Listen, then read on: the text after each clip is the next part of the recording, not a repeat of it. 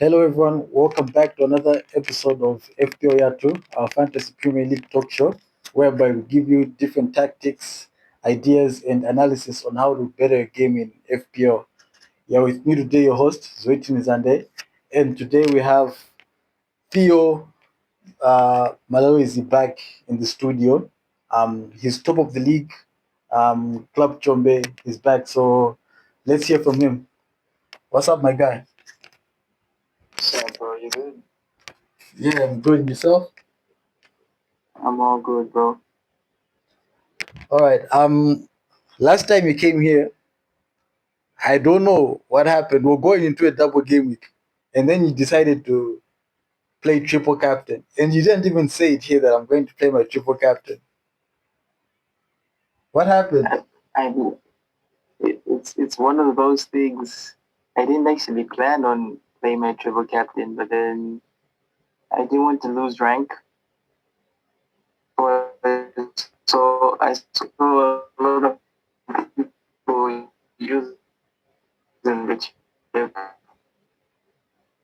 In hindsight, I shouldn't have done that. But I mean, it kind of worked out. But that was basically the thinking. I didn't want to lose rank a lot. So yeah. All right.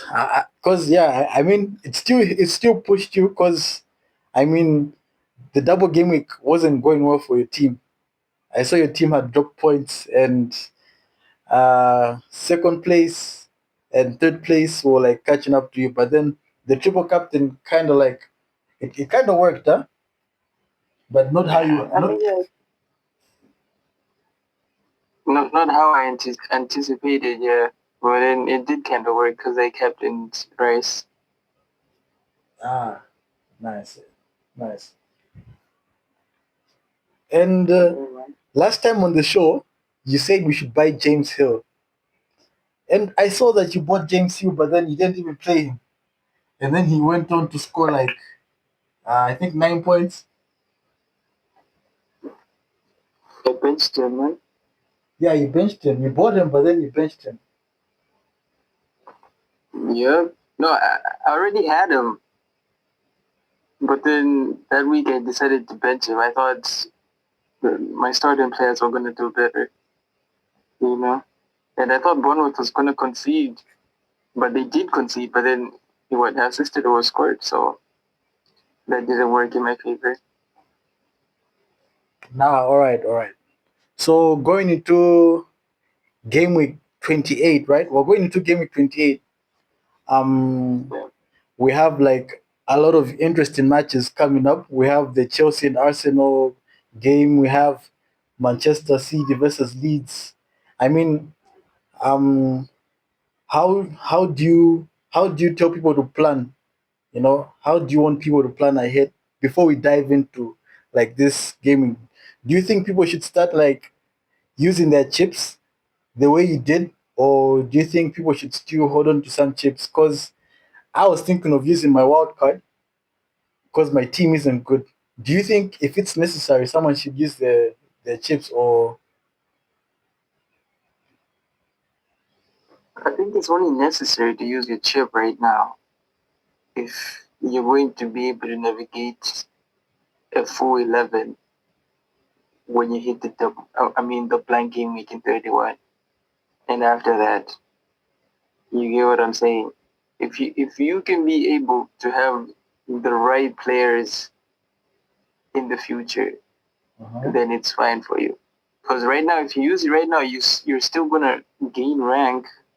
For example, if you use it now before game week 31, you let's say you go from like 200k to like 100k. That's gonna be a plus for you because you gained a lot of rank.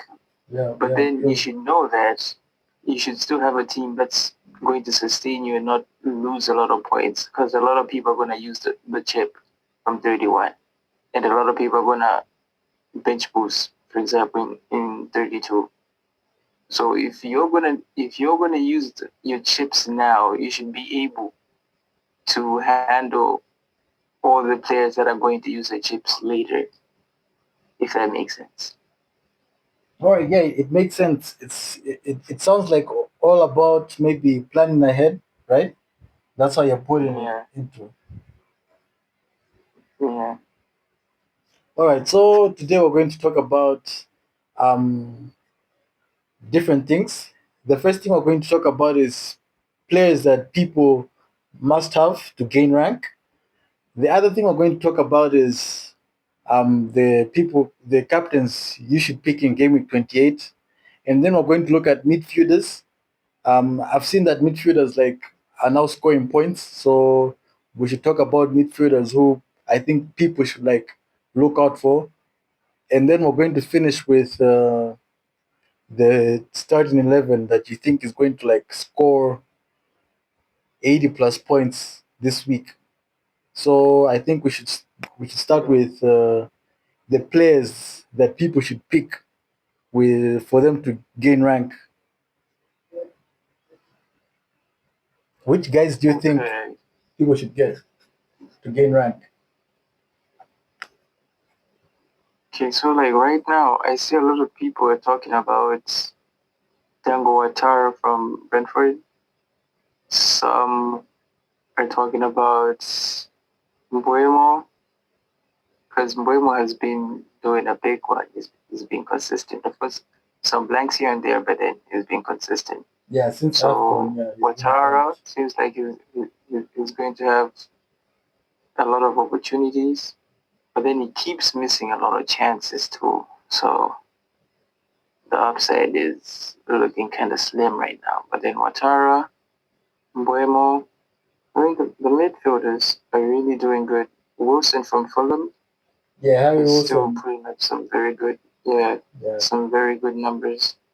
And for a couple of weeks, I was looking at this guy Ryan from Bournemouth, but then it seems like Tavernier is back, so I'm not sure about him anymore. yeah, Tavernier is back from injury. I noticed he played the last game, the Bournemouth game, Yeah, and I think they I think they they drew that game, right? yeah they do. Nah, all right. And So, just to put one in there. mhm. This is like one of those rogue things you just do. But then I'm thinking about this guy Gomez, and he's a mid from Brighton. He just comes up with some bangers, but he's gonna miss a couple games. But then occasionally he can come up with a 10 pointer, an 8 pointer. So you can keep him like a differential, an Yeah, important differential that is. yeah, very big differential. But you just have to know when to put him. He's not gonna get you like those consistent big points. Ah, all right. I get you there. Okay, so before we move on, I just have a question. Which differential do you think has been the most important one this season? This season, When you look at differentials, which one do you think has been like the most important, right? Like he's bringing in points, looking at his price and consistency. mm, I think DCL from Leeds, because he was just putting up a bad one still for a while. Hmm. So yeah, DCL. Or Calvert I Lewin. think yeah, Cavalier. Yeah, yeah. Yeah, I think uh, from the top of my head, I think he's the one who's really surprised me the most because I just thought he was gonna be a flop, but then he proved me very wrong. So One of yeah, his best DCL, seasons. and the second one I'd say O'Reilly O'Reilly from Man from City. Man City. Okay. Yeah, All right, all right. yeah. So moving on to the second thing on our program is which midfielders do you think people should get? Because, bro, midfielders have been scoring points, assists, goals, and like um a midfielder is always lucky because they get 5 points on goals. They can also get defensive contributions, which they are like likely to get a clean sheet. Yeah. They also get a point. So, which midfielders do you think have been performing well this season, and people should get? Um, I think it's important to have one, if not both, of Bruno Fernandes and Mbeumo. At least one of those. You have to have one of those. You know. So one of those. Okay. Um, Another one. I mean, right now it's very. I mean, the midfielders are really scoring nice, but then some of them have tough fixtures. But then I'm going with Harry Wilson and yeah, Dango Ouattara. I think those three, Yeah. especially Dango, his effective ownership is very low. So, for example, if he was to like score 2 goals and like get like a 13 pointer, it's gonna do you big in the standings. Yeah. True. All right. You didn't mention of who's this Copama. Copama has been in, I mean, dope form since he came back from Yeah, injury. Don't you think he's one yeah. guy people should look at, or maybe a trade dot that big price tag? For sure, he's one you have to look at. My only concern is the team is not playing well, especially last game week. Yeah. Oh True. my god. I actually thought he was gonna do a big one and hurt my rank that bad, but then the guy did nothing. And that's just because of the overall play of the team. I just feel the coach is dealing with the same thing Enzo Maresca was dealing with. The hierarchy keeps telling them what to do, you know? Because if Yeah. it was True. me, I wouldn't really change a lot of players. João Pedro would be finishing the game, he would be finishing the game. But then it always seems like they have to always shuffle a lot of players, especially in the second half. You know, it's like a lot of experiments or whatever. Yeah. And Yeah. eventually that led to the draw. So my only concern is one game is going to be fine, but the next game is not going to be fine. And for me, paying all that money, I don't know, man. It's going to frustrate me more. But the good thing is the guy can always just come up with a 17 pointer. You know, I mean, Out of he just nowhere. got a hat trick not so long ago. So Yeah. yeah, for sure, he's someone to look at. I think maybe he's not on my mind like that because of the way my team is formed right now and the pricing to get him. I would need a couple transfers, which I don't have the luxury of just spreading them around. All right. All right. So moving on. Defenders that people should keep. Which defenders do you think people should keep? Like should have? I know we have some obvious names, but then um, the obvious names we have are now changing. People are no longer like you know they're no longer like scoring points the way they were scoring like at the beginning of the season. I think you know who I'm talking about.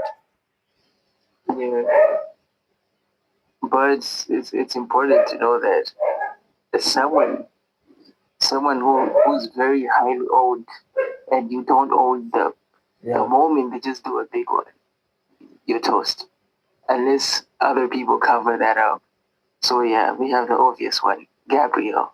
yeah, You still need to keep him in your team. But I've seen a lot of managers, especially in the outside leagues, like in the UK and whatnot, they're moving away from double Arsenal, as in two defenders, excluding Raya. So yeah, okay, I think maybe that's a wise move, having one actual defender, and then you can keep definitely get Van Dijk if you can. I yeah. Van mean, for Dijk me, I definitely. can't right now. After But Van after Dijk, after the two game weeks, he's produced like 9 points, reasonable points too. But why don't you exactly. think of why don't you like have him on your mind? I can't right now because, like I said, I'm planning on structuring my team so that I don't blank in 31, if that makes sense. Yeah, So yeah, I'm just gonna suffer for now. But then yeah, so yeah, Van Dijk and the biggest one for me for the biggest upside right now is getting alright because he's playing out of position. He's playing like what in midfield. like how So they he's used to play Rico Lewis I think last season. yeah. See, so with him, seems like he might keep getting an assist or goals or whatever. So yeah, a lot of teams are not to be trusted right now because if you look at players like I know Lewis Hall got an assist or if not a goal last game week. He got 7 points, but then his team lost. Yeah, he got a goal. Yeah, he got a goal. His team lost. Newcastle are terrible at the back. You know, they're terrible. Even Liverpool, it seems like they've improved, but then they can ship in a couple goals easily. Same thing with Fulham. They play nice, but then they ship in goals. Yeah, yeah.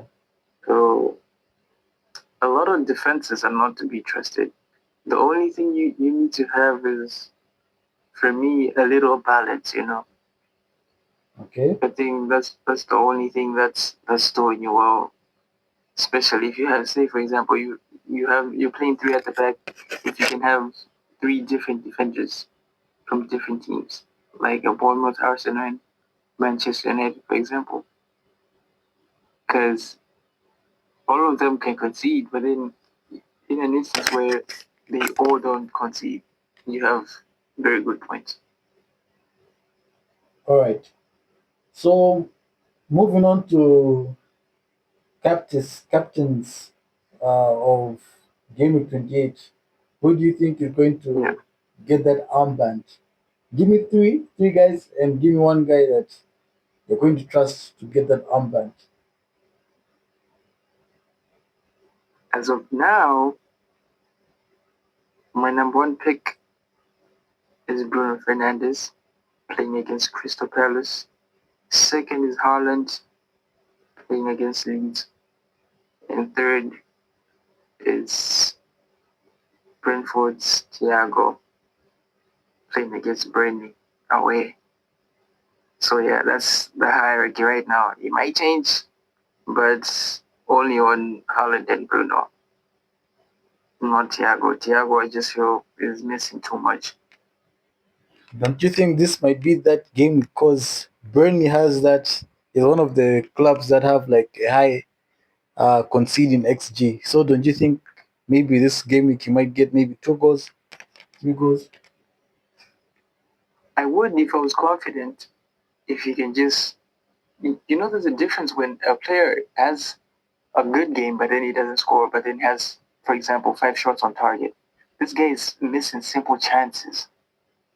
Yeah, So true. it's the feet is not in him. It's different from, let's say, like Haaland. He misses two headers, but then he had like 7 shots, and the shots he took with his left foot were like four on target. You Yeah, have faith, true. but then with Thiago, it's like it's the same thing with Ekitike. A lot of people don't trust him because the moment he hits the ball, that ball is going outside. It's not going inside the ball. You know, Yeah, so true. it's like there's there's so much at stake. For me, I can't captain him because there's so much at stake. So yeah, I'm choosing the safe option because last game week I captained Bruno. He left me in the dust. Now I should have just captained Haaland for me to be safe because my score was, oh my god, my score was just, oh my god. I understand you, bro. Yeah. All right. So moving on to the team that you're going to pick this week, starting from the back, who's going to be your man who goes? Starting from the back, man. Van Dijk. Van, Uh, Van Dijk? okay. Let me start on goal. Yeah, start on goal. Well, yeah. Martinez from Aston Villa. Okay. Uh, am I talking about my team or a team that I think is gonna do well? You're talking about a team that's going to do well.